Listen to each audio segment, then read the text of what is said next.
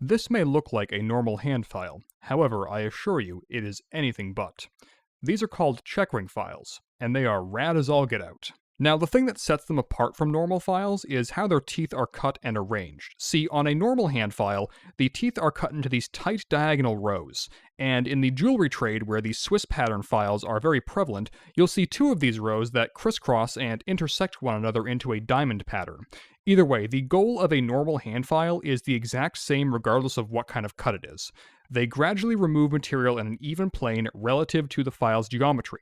This allows us to shape metal through the process of stock removal. But checkering files, they're different. The teeth on these guys are more pronounced, and they are arranged into a series of straight parallel rows with a slight gap between each row. Picture a cornfield, but with hooked metal teeth instead of corn. That is the stuff of nightmares. Anyway, moving on, the consequence of this is that it will not behave like a normal file, but rather it will carve a series of straight parallel grooves into whatever it's used on. That's right, this is a file designed for surface embellishment, not stock removal. And let me tell you, there are a lot of creative ways that you can embellish the surface of metal with this file. Whether that is through the use of straight lines, or perhaps by imparting the checkered pattern from which this file gets its name. Though it should be known that these files do have a bit of a learning curve. But don't worry, in this video I'm going to go over the tips and tricks that I've picked up over the years when it comes to using these files. And towards the end, I'm going to give you some practical examples of how you can use it in your own work. And if after all that you want to pick up one of these for yourself, you can head on over to riogrand.com, who is the sponsor of this video. Keep an eye on the upper right hand corner of the screen for relevant tool names and item numbers. And with that out of the way, let's get right into it. There are three main things you have to keep in mind when using this kind of file. The first and most important is that the human brain is very good at spotting patterns, so even small discrepancies will be noticeable because they are breaking a pattern. This ties into the second thing, which is that it will take practice to get consistently good results with these files, so it's important not to get discouraged by your first few attempts. Mine certainly did not look very good. There were inconsistencies in the patterns and a lot of other problems. But that's neither here nor there. The third thing you have to keep in mind is that you need to secure your work in some way for these files to be effective. And don't worry, we'll talk about that in a moment. Now, keeping that in mind, let's actually get started. The very first thing we need to do is establish a baseline and then cut a groove into it. In the case of this rod, I'm using a machinist square and a scribe to scratch a perpendicular line into the surface of the metal. This of course means that the sides I'm resting the square against need to be straight, so I've made sure to flatten this piece of square stock out ahead of time. Now that we've made this mark, we need to secure our work. In the case of this rod, I'm just putting it in a vise, which is fine for a practice piece like this, but I wouldn't necessarily recommend doing that for most jewelry objects. Instead, you may be better off getting a block of wood and using something like Jet Set or Thermo-Loc to secure your work. But if you own a graver's ball, that's even better. There's one other way that I'd recommend securing your work, but it's connected to something that we'll be discussing in length later, so we'll put a pin in that for now. Anyway, regardless of how you did it, with the work secured, I'm now going to go ahead and take a jeweler's saw and carefully follow that line as I cut a groove into the metal. Take your time on this step and make sure you stand directly over your work so you get a nice bird's eye view of the metal as you are cutting it. It is very important to get this step right because the angle of your pattern is going to be based off of this initial mark. Of course, this does mean you could intentionally angle your baseline so that all your subsequent lines are carved at that angle, but you'll find that this is actually tricky to pull off because the file doesn't really want to go at an angle like that and you kind of have to push it a certain way. That's not to say it's impossible, just that I wouldn't recommend trying that until you get a really good feel for how this file works. But I'm getting ahead of myself. The reason that we carve this groove is to give the file something to follow as it carves the first initial set of lines. If you try and do this blind, the human error can cause the file to shift a little bit, and you can easily end up with a series of crooked lines. Doing this small bit of prep work will go a very long way in ensuring that these first few crucial file strokes are done at the correct angle. Because as I alluded to earlier, all of your subsequent file strokes are going to be based off of the angle of these initial marks. Anyway, with that line carved, I'm simply going to take the file and tilt it at an angle. Then I'm going to move it around until I feel the first row of teeth click and register themselves into that groove. It's hard to describe, but like I said, you'll feel it click into place if you do this right. From there, I will begin establishing my first set of lines. you will find that this file has a hard time biting into the metal for these first few passes, so it would be a good idea to use some kind of stick lube on the file before you start. Now, one thing I have found to be very helpful with this process is to stand up and look directly down at your work as you are filing. Then make slow and deliberate file strokes while firmly gripping the file handle in one hand and using the other hand to hold onto the tip of the file to make sure that it does not veer off course. After the first few strokes, the grooves from the file will be established and the rest of the process will become a whole lot easier. And that's because your file is going to want to slot into those grooves as you carve them deeper into the metal.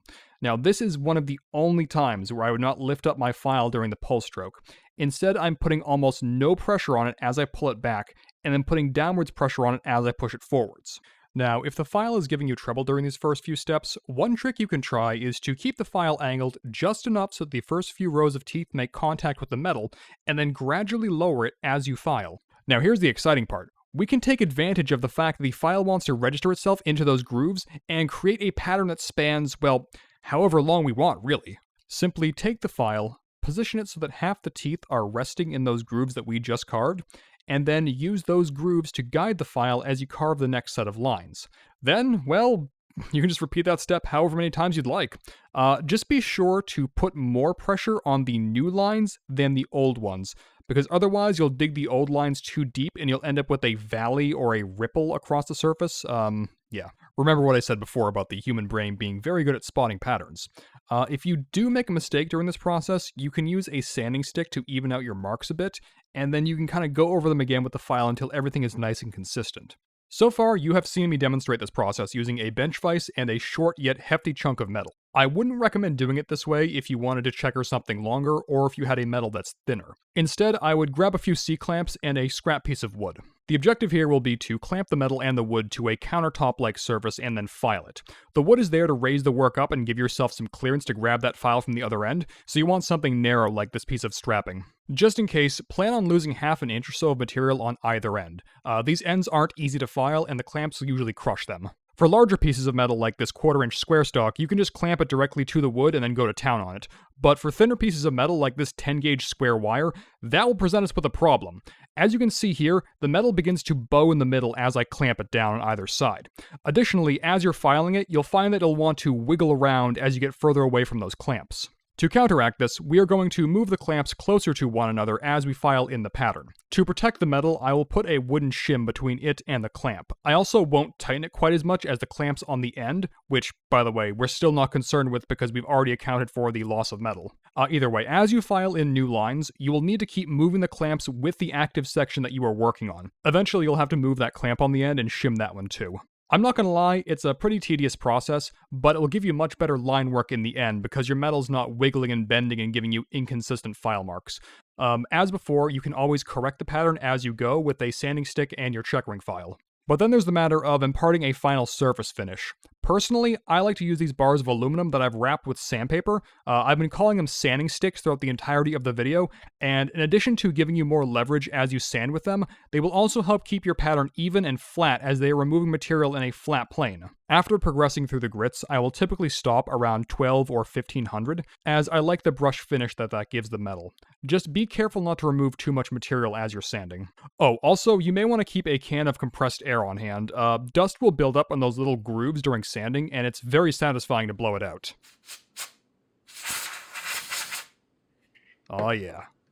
Anyway, I would stay away from flex shaft mounted rotary abrasives for this step unless you really know what you're doing. Given the diameter of these tools, it's not hard to accidentally introduce waves or ripples into that flat surface that you're trying to grind down and even out. Flex shaft mounted buffing wheels, on the other hand, aren't as much of an issue, so if you want to get that nice mirror finish, you can go ahead and load these up with your compounds of choice. Just be careful not to over-polish, because you could easily round out those nice crisp edges and make the pattern look, dull or sleepy, for lack of a better term. And that's about it. Well, unless of course you want to try checkering. This technique is more difficult, but it's how you get that checkerboard pattern from which the file gets its name. In theory, this seems pretty straightforward, but in practice you will find the file has a harder time cooperating with you when there are already a series of perpendicular grooves present. You'll also find that it's much more difficult to use this file on a longer piece of metal, and obviously you are limited to the overall length of the file for these new parallel set of grooves.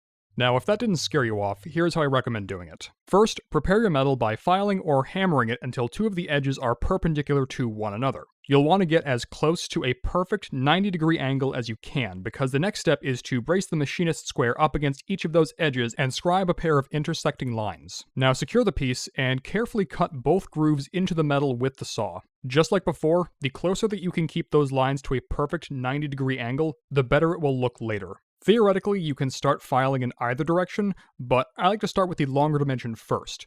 If you think about it, the longer dimension requires more work as you have to file in more individual lines, and as I said a moment ago, whichever direction you do last will be harder. Therefore, I want to make my life easier and order these steps so that I have to file less in that direction. Another thing worth noting is that the longer side requires you to reposition your file more often, which means that there are more opportunities to make mistakes when filing on that axis. From experience, I have found that it's a lot easier to fix bigger mistakes when you only have lines going in one direction. Either way, once you're satisfied with the first set of lines, we will begin the process of filing in the intersecting ones. The file will be very stubborn as you establish these, so even for a piece of metal like this, where the width of the metal is almost the exact same as the width of the file, I will still only cut half of it to start. I'm going to use that trick from earlier where I tilt the file as I'm establishing those lines so that only a few teeth make contact with the metal at a time, and then slowly lower it to engage more teeth as the grooves get deeper and the file establishes itself inside those grooves. Making sure those teeth fully register into the grooves is critically important at this stage, so every now and again you'll see me wiggle the file around until I am absolutely positively sure that I feel them slotting into place. Once you have your lines carved in, you will then need to spend some time fine-tuning the pattern by alternating between sanding it with a sanding stick and then refiling sections as needed. You can control the size of the squares during this step. To make them smaller, file the grooves deeper. To enlarge them, remove material from the top of the pattern through sanding. It's a whole process, but it gets a lot easier with practice. Now, one thing I didn't mention earlier is that these files come in 4 distinct flavors: 00, 0, 1, and 2.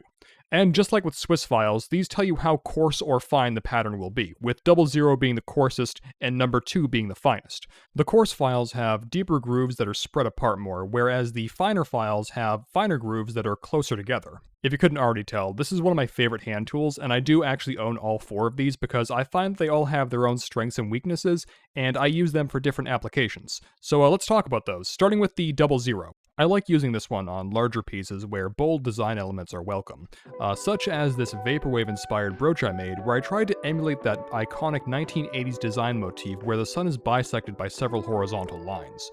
Moving on, the number 0 is definitely my favorite of the bunch, and it's the one that I use the most. I just find that it has a really nice balance between bold and delicate lines while leaning more on the bold side of things.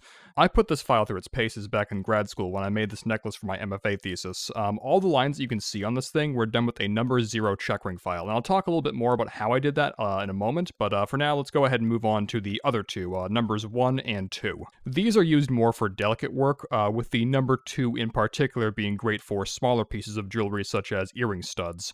So how can you use these files in your work? Well, let's take a closer look at that necklace I talked about just a moment ago. As you can see, I've made heavy use of the checkering file throughout the design. Without getting too deep in the weeds about my thesis, this piece was designed in such a way that it embellishes and lends authority to the fossilized dinosaur dung in the center of it. The rim around the talisman portion of the necklace seems to radiate from and point back to the center of the piece, and thus drawing your eye to it. This was accomplished by taking a length of square stock, using the checkering file to impart the pattern down the entire length of it, and then bending it into a circle. Because the metal on the outside circumference of the circle gets stretched more than the inside one, those lines splay apart on the edges, leading to this kind of sunburst pattern. I've used this trick on a couple other pieces since then, but I'm not going to get into that. Either way, the links were made much the same way. I just took some rectangular silver stock and used my checkering file on it while it was flat. Then I just bent and hammered them on a jig I made until they were more of an ovaloid shape. And finally, the bail was simply a piece of sheet metal that I used the checkering file on both directions to create that checkerboard pattern. Then I just cut it up, flanked it with 2 pieces of square stock, and bent it into that teardrop shape with some pliers. Another trick you can do with square stock is to file it much the same way that I just showed you, except at the end, flip it over and also checker the opposite side as well. Then you just take it to a vise, clamp it up with some vice grips, and twist it. This will give you a very interesting twisted pattern that you can use as an additional design element or as a standalone piece of jewelry stock. One popular way I've seen these used is to turn them into cuffs, for instance. Either way, you can get very different patterns depending on how deep you make those checkering marks and whether or not your square stock has chamfered edges. I actually have a whole handout on my website about this exact topic, and I'll link it on the screen right now.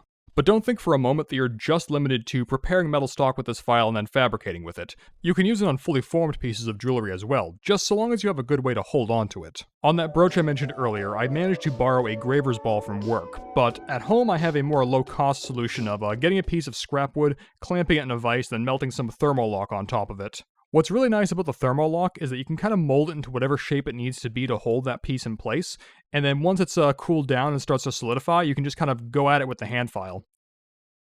One last thing I'd like to touch on is designing with this kind of line work in mind. Now, I've already talked about a couple different ways that I personally have used this pattern to serve the concept of a piece of jewelry that I'm working on, but even outside the realm of capital A art, as some would call it, you should still be cognizant of how visual design elements such as these can elevate your work. Now, while I'm sure it wasn't written with jewelers in mind specifically, a book that I got a lot of value out of when it comes to designing my own jewelry is this one right here.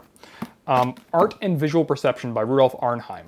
Now, this book is very dense and packed full of complex art theories, as well as written in a language that is, well, I can only really describe it as art speak. But of particular importance to us are the first few chapters where he talks about how the orientation and positioning of certain shapes can affect the viewer's perception of a design. What happens when you break the conventions of symmetry or intentionally move things off-center? Why is it that the visual tension of asymmetry forces the viewer's eyes in certain directions? Now, I'm not going to dive too deep into this, but I'll give you a few examples of how this relates back to the checkering file with some of my more design-focused pieces of jewelry that are not really concept-based. For example, with this pair of earrings right here, I've made the conscious choice to use these lines as a way to visually ground the piece by breaking up symmetry and creating contrast. This was necessary because the material in the center of each earring is a piece of Fordite that I cut into a cabochon. Now, because Fordite is just automotive paint that's been built up over time through the process of accretion, they have an organic yet semi-orderly pattern to them. The fact that they are centered naturally draws your eyes to them, but their semi-chaotic pattern can arguably diffuse this focus. So I use a number 0 checkering file to create a series of semi-thick, straight lines in neat, evenly spaced rows on the bottom half of the piece. These return focus to the center and give the earring an inherent sense of visual weight. Despite being a symmetrical shape, these lines clearly signify that this is the bottom. I've also used this technique on designs where the focal point is something a little bit more structured. This earring, for example, features a diamond-shaped piece of inlay with alternating layers of mother-of-pearl and onyx. The design of this earring focuses on echoing the form of the inlay, so a silver frame was constructed to match it, and the links mirror that diamond shape as well. When it came to the surface, I wanted to continue that black layer that frames the bottom of the inlay, but I felt that just patinating the metal wouldn't be enough. So I used a checkering file to impart a series of lines that would imply color much the same way that an illustrator would use cross-hatching. Can you tell that I went to art school? Because that became real obvious when I started recording this. Anyway, that topic is a whole different bag of badgers, and this video's gone on long enough, so I should probably wrap things up. Yeah, these files are great. Honestly, they're one of my favorite hand tools ever, and I could just keep talking about them if left to my own devices. Once again, we'd like to thank Rio Grande for making these videos possible. Whether you're looking for jewelry tools, equipment, or supplies, you can head on over to their website at riogrande.com. Perhaps you can pick up a checkering file while you're there. And I'll see all of you next time.